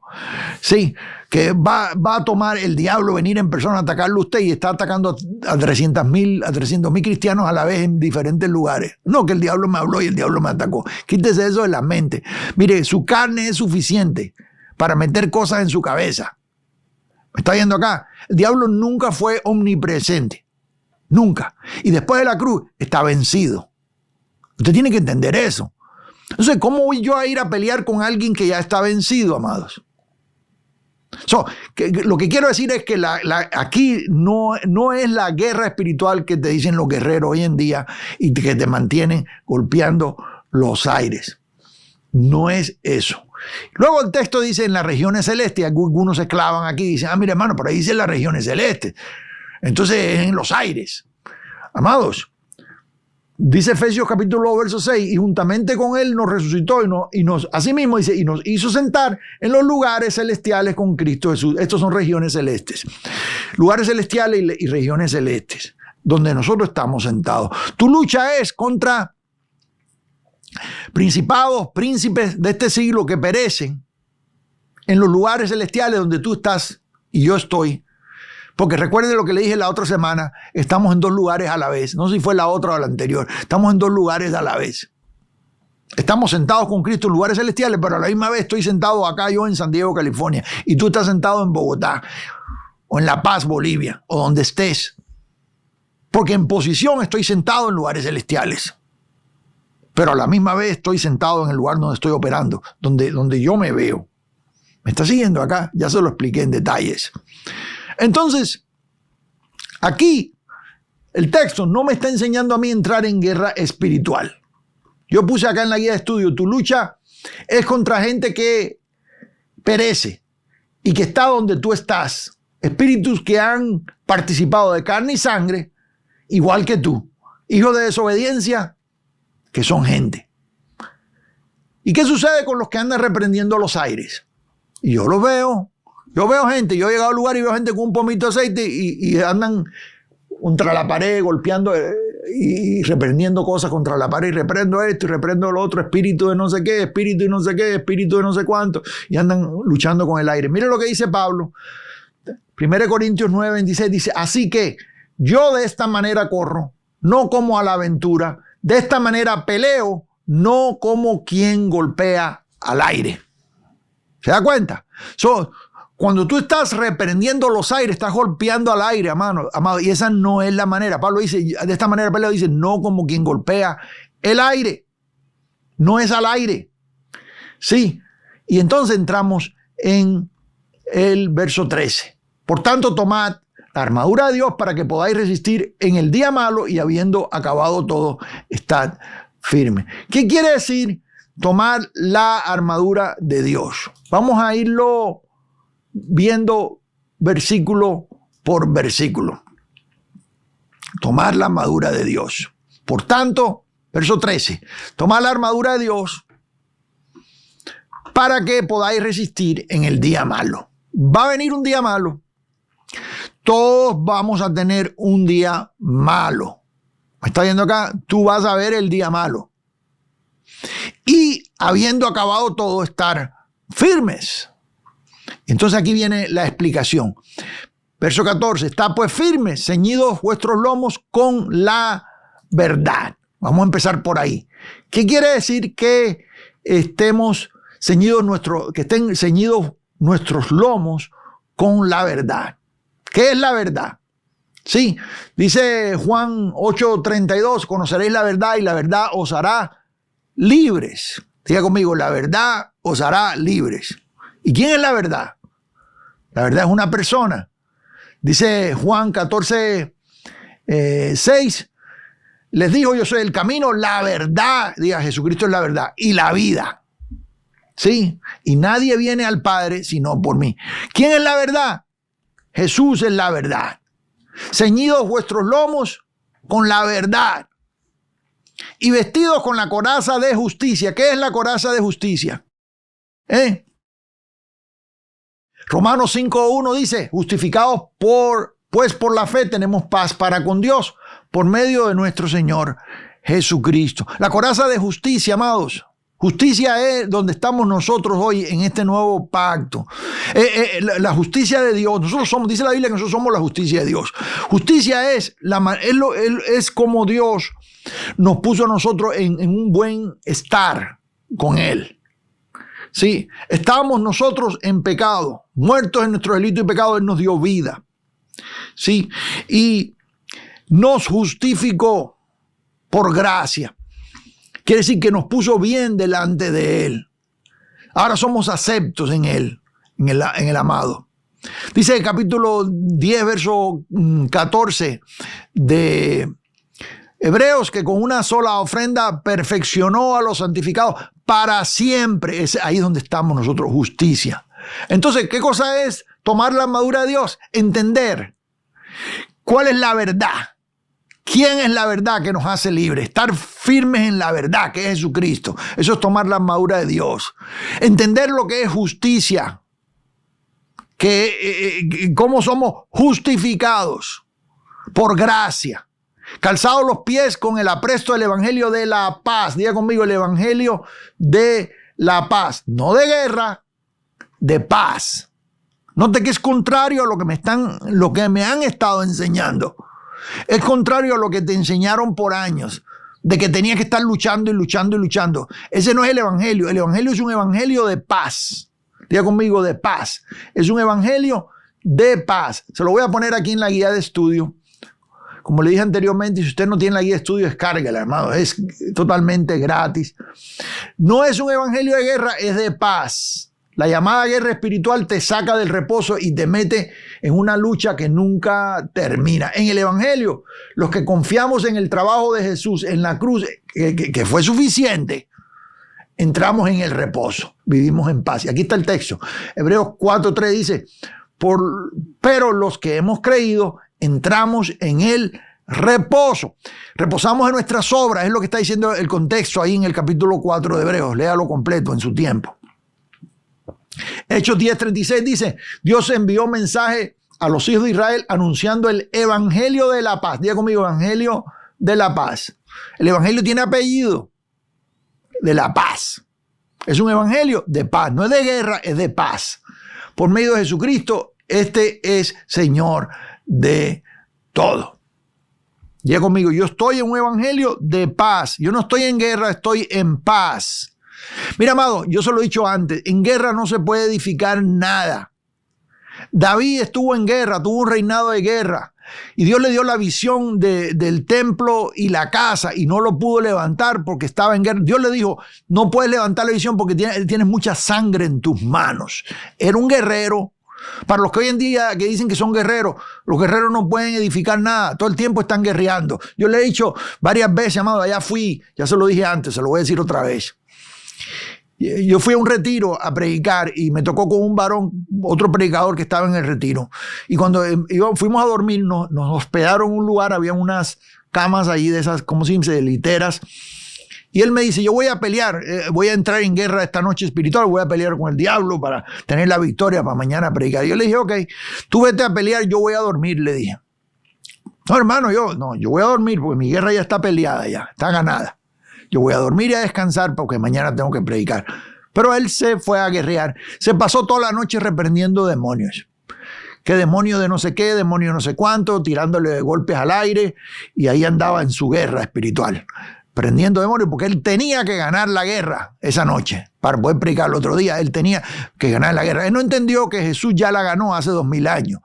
No entendió lo que hizo Cristo. No entendió que Cristo en su muerte destruyó al que tenía el imperio de la muerte. Esto es al diablo. No lo entendió. Entendió mal este texto del capítulo 6 de Efesios.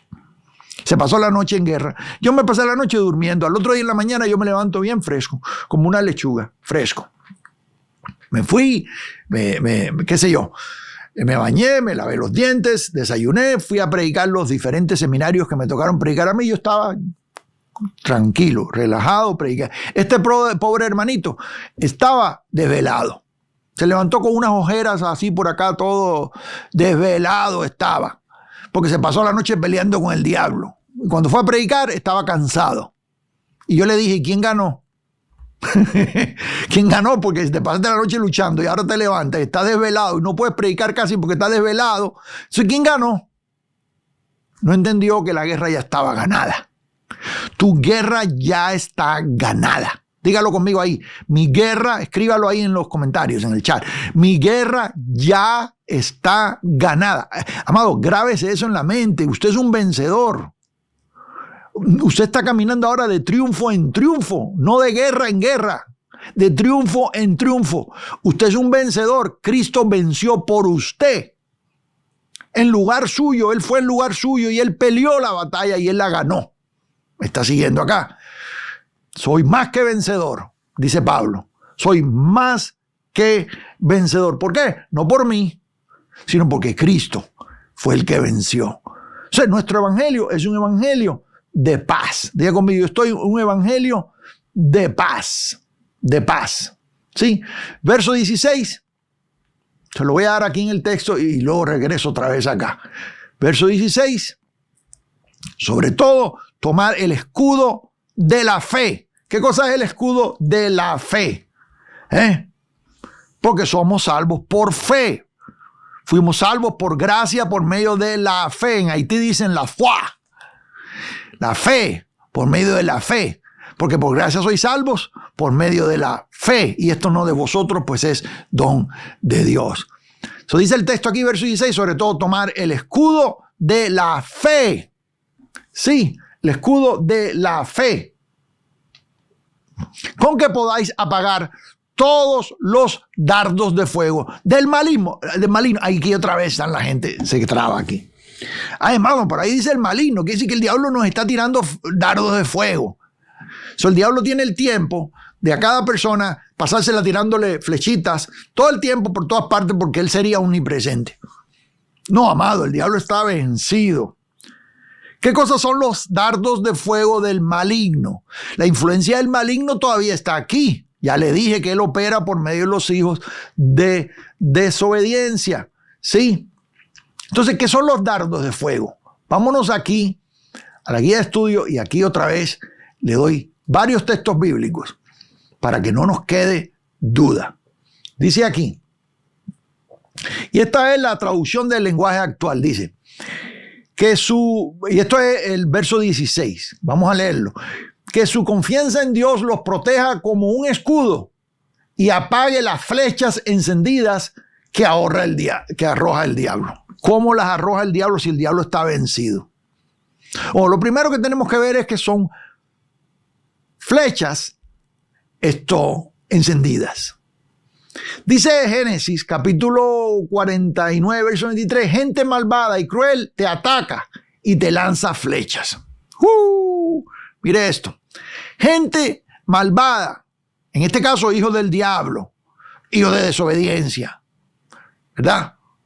Los príncipes de este siglo, que son gente que perece, como los que crucificaron a Jesús, que son gente que perecen, príncipes de este siglo, gobernadores de esta tierra, de este presente tiempo. Estos te envían dardos de fuego que son flechas. ¿Sabes lo que es un dardo de fuego? Es una flecha que en la punta le prendieron fuego para que cuando la tire se forme un fuego grande. Usted ha visto las películas. Yo sé que usted es muy santo y usted no ve películas. Pero si usted se va, hay películas antiguas por ahí de guerras, donde vienen los ejércitos romanos contra los bárbaros y vienen los flecheros en caballo. Y esos flecheros, bueno, están los que vienen en la caballería, están los que son los flecheros. Y los flecheros tiran flechas con fuego. ¿Se acuerda? Y no sé, que no me viene a la mente, pero lo vi por ahí en alguna película. No sé si fue Braveheart, yo creo que fue, que sale eso. No estoy seguro, pero se me hace. Y con la flecha tiran la flecha y un dardo de fuego. Y ese dardo de fuego viene prendido y cae donde están el equipo contrario, los enemigos. Y ellos tienen unos escudos para parar esos dardos de fuego. ¿Sí lo ha visto usted? Dardos de fuego. Sí. Eso es lo que posiblemente, si pudiera, le pusiera una imagen aquí para que usted lo viera. Pero usted, dígame si usted ha visto algún documental o alguna película o algo así y se da cuenta de lo que estoy hablando. Sí. La operación del diablo después de que fue vencido en la cruz es por medio de la influencia de gente que tiene su espíritu. Estas flechas pueden venir a nuestra vida de muchas formas. Ataques personales, cosas que gente dice con la lengua para herirte. Vamos a ver los textos bíblicos aquí. Venga conmigo. Salmos 12, estos son ejemplos. Verso 2. Lo estoy leyendo en la Biblia de las Américas. Dice, porque he aquí los impíos tensan el arco, preparan su saeta, es decir, la flecha, sobre la cuerda para flechar en lo oscuro a los rectos de corazón. Dice ahí que los impíos vienen y te envían dardos de fuego. ¿Sí? Es lo que está diciendo. Salmo 64, 2 y 3 dice, escóndeme del consejo secreto de los malignos, de la conspiración de los que hacen iniquidad, que afilan como espada su lengua, lanzan cual saeta suya, palabra amarga. El texto ahí te está diciendo en el Salmo que a veces la palabra amarga de alguien es un dardo de fuego. Cuando alguien te lanza una palabra hiriente, ¿verdad que hay gente por ahí así que con la lengua dice cosas hirientes, que suena como que te pegó un dardo?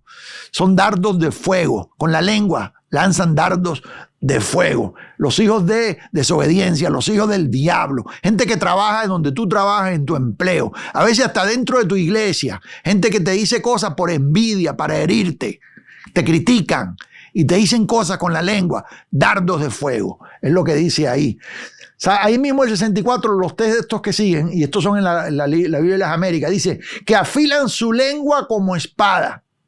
Hello, los chismosos lanzan dardos de fuego. Dice que afilan su lengua como espada y lanzan palabras amargas como saeta, como flecha. Dice, para herir en oculto al íntegro. Lo hieren repentinamente y no temen. Hay gente que te lanza saeta, flecha, prendida con fuego, dardo de fuego, para herirte. Sí, lanzan palabras amargadas. ¿Cuánta gente usted conoce que lanzan palabras amargadas? Usted tiene que conocer a alguien por ahí, a un amargado. Gente amargada hiere. Gente que está amargada hiere a otra gente.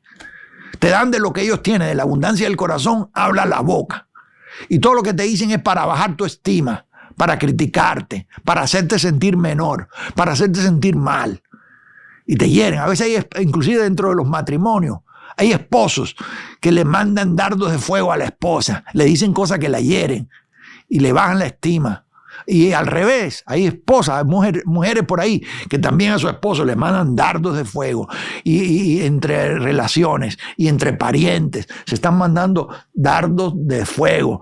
Sí, dice Proverbio 25:18, martillo y cuchillo y saeta aguda es el hombre que habla contra su prójimo. Falso testimonio, el que inventa algo contra ti. Dice que es saeta aguda, es una flecha. ¿Me está viendo acá? Santiago 3, 5 y 6. Así también, la lengua es un miembro pequeño, pero se jacta de grandes cosas. He aquí cuán grande bosque enciende un fuego pequeño. El fueguito que va en la punta de la flecha enciende el fuego de un bosque entero. Y la lengua es un fuego, un mundo de maldad. Ahí lo dice, amado, ahí está el texto. Hay gente que está amargada y te lanza flechas con fuego. Vamos al texto otra vez. Vamos a reconciliar esto. Dígame que se está gozando en esta hora. Dígame que está aprendiendo algo. Vamos al texto otra vez. Sobre todo tomar el escudo de la fe. Usted tiene que estar parado en fe. Esa es la solución. No estar golpeando de los aires y reprendiendo. No, paradito en fe. Creyendo que lo que Cristo hizo en usted nadie lo puede remover. Creyendo de que lo que el Señor le ha dado a usted nadie se lo puede quitar. ¿Me está viendo acá? Sobre todo tomar el escudo de la fe con que podáis apagar todos los dardos de fuego del maligno. Cuando usted tiene ese escudo puesto ahí, vengan los chismosos, los amargados y con su lengua avienten dardos de fuego. Esos dardos de fuego van a chocar con el escudo. ¿Está entendiendo la figura? Esta es la figura de un soldado romano que tenía la armadura y tenía un casco, que es el yelmo de la salvación, y tenía una coraza que cubría su pecho, y tenía un escudo para que cuando le tiraran flechas con fuego los pudiera parar, y tenía en su mano una espada. Vamos para allá. Sí, los dardos de fuego. Ya entendió lo que son dardos de fuego, ¿verdad que sí o no? No es un diablito con una flechita literalmente mandándole usted fueguito. Usted no lo ha visto, usted no ha visto eso. ¿Me está viendo acá? Esto sucede de la manera en que se lo acabo de decir. Verso 17, y tomar el yelmo, que es el casco de la salvación. ¿Cuántos están seguros de su salvación acá? Les enseñé aquí mismo en el libro de Efesios lo que es seguridad y acceso. Se lo dije en los días anteriores. ¿Qué es lo que significa seguridad y acceso? El yelmo de la salvación y la espada del Espíritu, que es la palabra de Dios. Ahí está la espada del Espíritu, que es la palabra de Dios. Necesitas conocer todo lo que tiene que ver con tu salvación para estar seguro y no dejarte engañar. Sí, vienen dudas que te dicen a lo mejor no estás salvo. Tú tienes que conocer lo que dice el texto, sí. Y la espada del Espíritu. Mira lo que dice Hebreos. Venga conmigo a Hebreos rapidito. Dice Hebreos capítulo 4, verso 13. Dice, porque la palabra de Dios es viva y eficaz y más cortante que toda espada de dos filos y penetra hasta partir el alma y el espíritu, las coyunturas y los tuétanos y discierne los pensamientos y las intenciones del corazón. Diga conmigo, la espada del Espíritu. Dice que la palabra de Dios es, dice que la palabra de Dios es ¿qué? Más cortante que espada de dos filos. Eso es lo que está diciendo el texto acá. ¿Sí? Entonces tú tomas el yelmo de la salvación, tú te refuerzas y te edificas y renuevas el entendimiento creyendo que es lo que el Señor hizo en ti, que eso no se puede mover. Y la espada del Espíritu, que es la palabra de Dios. Y luego dice el verso 18, orando en todo tiempo. Esto es lo que es, amado. Es no estar golpeando los aires, no es estar en la famosa guerra espiritual. No, amados. Orando en súplica, orando en todo tiempo con toda oración y súplica en el Espíritu Santo. Dice, y velando en ello con toda perseverancia y súplica por todos los santos. Tú tienes que orar por los santos también, no solamente orar por ti, tú tienes que orar por otra gente, suplicar por los santos. Yo escribí algo acá sobre la súplica por los santos, porque es importante que tú ores por otra gente y no solamente por ti. Cuando es mucho más fácil perdonar a alguien por quien estás orando. Hay alguien que te ha hecho algo y te cuesta trabajo perdonarle, ponte a orar por ellos y tú vas a ver que se hace mucho más fácil perdonarlos. Cuando tú estás orando por una persona es mucho más fácil perdonar a esa persona. Y número dos, es mucho más fácil, es mucho más difícil criticar a alguien por quien tú estás orando. Si tú eres dado a la crítica, hay gente que se le hace fácil criticar, que son tentados y fácil critican, son criticones. Hay gente que son criticonas, que critican todo. Pero si tú comienzas a orar por personas, luego usted no los va a poder criticar. Si tú estás orando por alguien, tú no puedes criticar a alguien por quien tú estás orando, amado. Eso se lo puedo asegurar. Me estás siguiendo acá. Entonces, orar por los santos, orar por otros. Y Pablo comienza acá también a pedir oración por él mismo. Y por mí, a fin de que al abrir la boca, al abrir mi boca, me sea dada palabra para dar a conocer con denuedo el misterio. Ya le dediqué un capítulo entero a hablar del misterio que estuvo oculto desde los siglos y edades. Aquí en Efesios le expliqué exactamente lo que es el misterio. Abundamos. Nos quedamos ahí en el capítulo 3. En capítulo 2 hablamos bastante de la salvación. En capítulo 3 hablamos del misterio. El misterio que es cómo Dios tenía a los gentiles en su mente desde antes. Cómo Dios había preparado este evangelio para nosotros desde antes.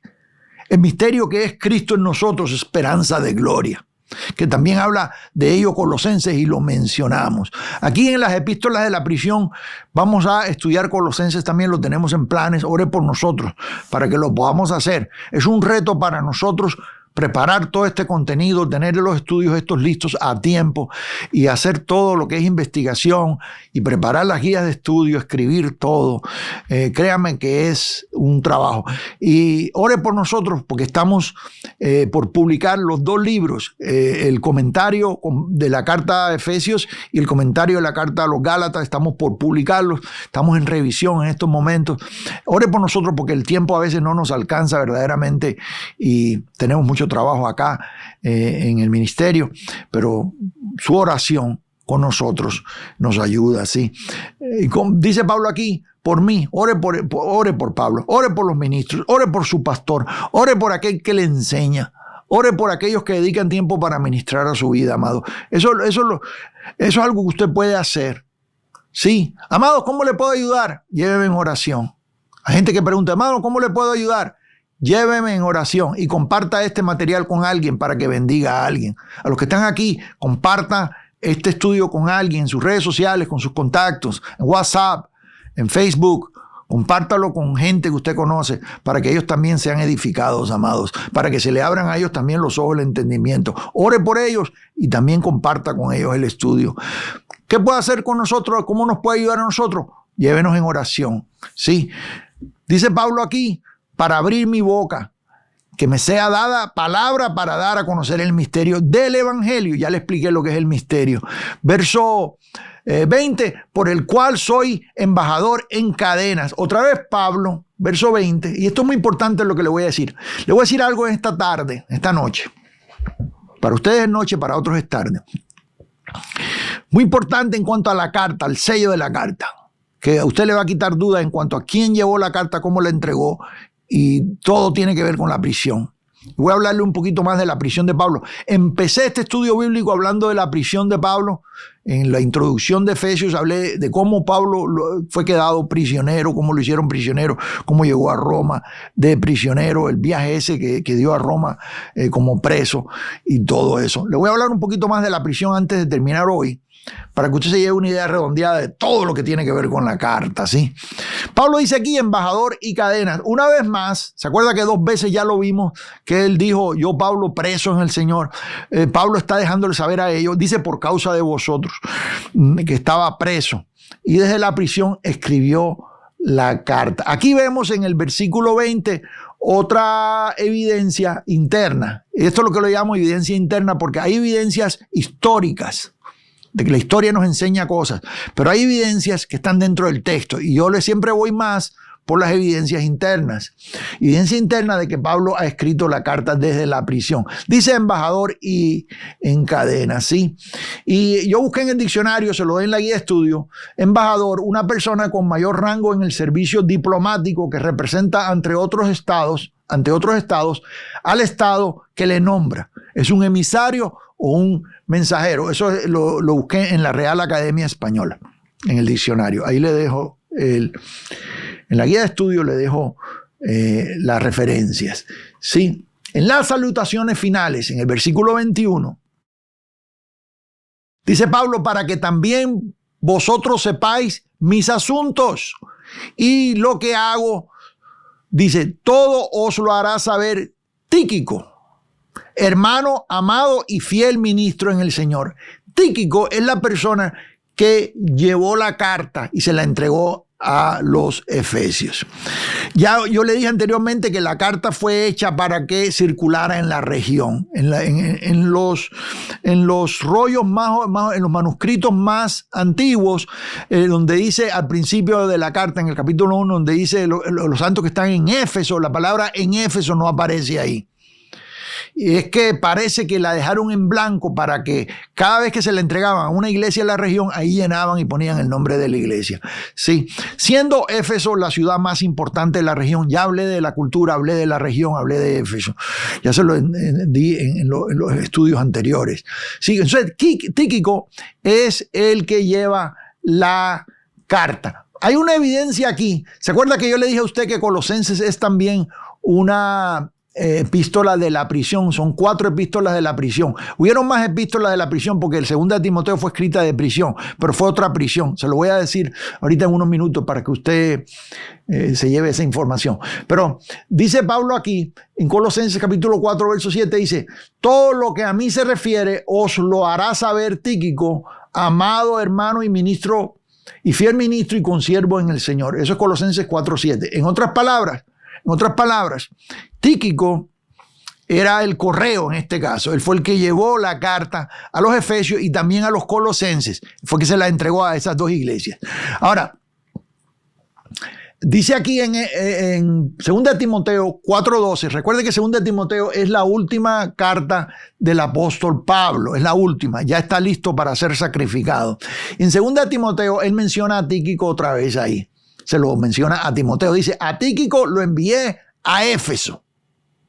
Now, cuando Pablo escribe 2 Timoteo, ya estas cartas habían sido entregadas.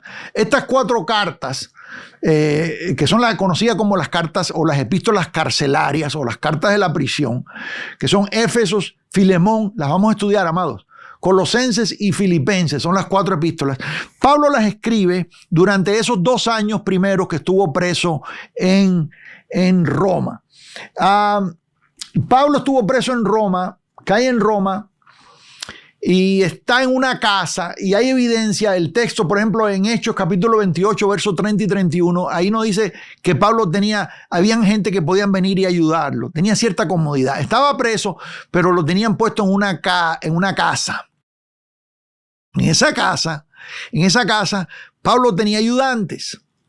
Los colaboradores, los que trabajaban con él, el equipo, venían, entraban y salían. Entonces Pablo estaba escribiendo y enviaba las cartas. Pablo escribió mucho más, nosotros sabemos, que lo que nosotros tenemos en las 13 epístolas paulinas. Estas son las 13 que están en el canon. Hay epístolas que se mencionan, cartas que se mencionan que nunca las pudimos ver. Pero estas son las que tenemos. Pero dentro de todo, estas 4 epístolas las escribió Pablo en esa prisión. Pablo fue liberado. Y hay bastantes cosas que apuntan a esto. En el año 62 después de Cristo, Pablo es liberado por un corto periodo de tiempo. Y algunos teólogos creen que Pablo escribió la 2 carta de Timoteo desde una celda en la que había sido puesto alrededor del año 66 después de Cristo. Quiere decir que Pablo otra vez es aprisionado. Esta vez es aprisionado de una manera más cruel. Esta última prisión de donde Pablo escribe, 2 Timoteo, Pablo ya no tenía las libertades que tenía, o quizás pudiéramos decir los beneficios, no libertades, porque nunca fue libertad, los beneficios que tenía en la primera prisión. Cuando él estaba en esos 2 años en una casa preso en Roma, como le dije anteriormente, él tenía le permitían ciertas cosas y podía escribir y hacer todo eso. Cuando él escribe la 2 carta a Timoteo, él está en una celda, encerrado, con cadenas puestas, están encadenados. En esa carta ya Pablo no tiene los beneficios de eso de poder hacer lo que hacía por el trabajo del evangelio. Está sufriendo mucho. Esta es una carta triste y es una prisión muy severa la que lleva Pablo, y él ya sabía que iba a ser sacrificado. Él se lo dice a Timoteo. Él sabía que ya lo iban a matar pronto, ¿no? Nosotros vemos por la historia que en Roma a Pablo le cortaron la cabeza, es la manera en que fue sacrificado. Sí, es posible que Pablo,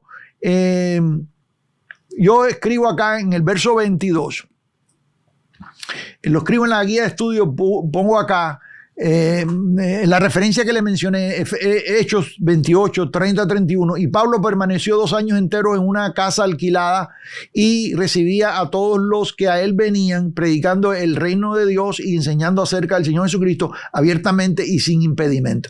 Sin impedimento, lo dejaban trabajar. En la segunda prisión ya fue una celda mucho más severa, aquí lo pongo en el texto, quiero decir en la guía de estudio, y no tuvo muchos visitantes y presentía que su muerte sería inminente, y eso lo escribe Pablo en 2 Timoteo capítulo 4, verso 6. Yo he estado por años estudiando algunos comentarios. En el año 66, las guerras judías comienzan. Entran a Jerusalén y se acuerda lo que Jesucristo había profetizado en el capítulo 24 de Mateo, cuando él dijo: aquí no quedará piedra sobre piedra. Eso se cumple en el año 70 después de Cristo. Pero las legiones romanas entraron a Jerusalén en el año 66.